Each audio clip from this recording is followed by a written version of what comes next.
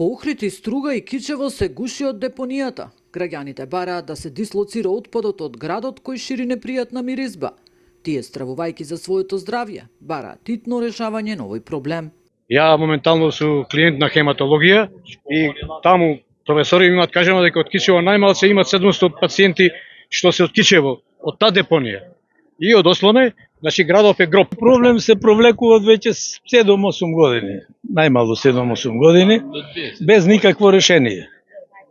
Си не знам што да направат граѓаниве за да може тоа да се реши. Сепак институциите треба да си ја завршат работата, затоа се и платени.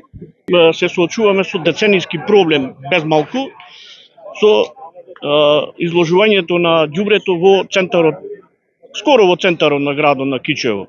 Депонијата која се наоѓа во градот за јавното предпријатие Комуналец многу често се пали, а со доаѓањето на летото и повисоките температури ќе се продлабочи овој проблем. Се наближува летниот период, за кој знаеме дека поради повисоките температури и намалената количина на ветер ќе донесе уште поголема смрдеја која ќе треба цел летен период ние истите да ја дишиме. Примање на одлична температура на воздух во летниот период, особено во вечерните и приквечерните часови, со кој често се фалевме и го уживавме како кичевчани, повторно ќе бидеме приморани да ги затвориме своите прозорци и врати и да седиме дома под клима. Градоначалникот на Кичево Фатмир Дехари настав дека на овој начин се обидуваат да управуваат со отпадот додека да се изгради регионалната депонија кај Новаци.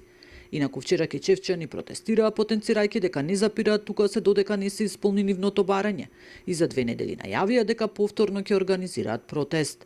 Нина Аритоновска, Сител телевизија.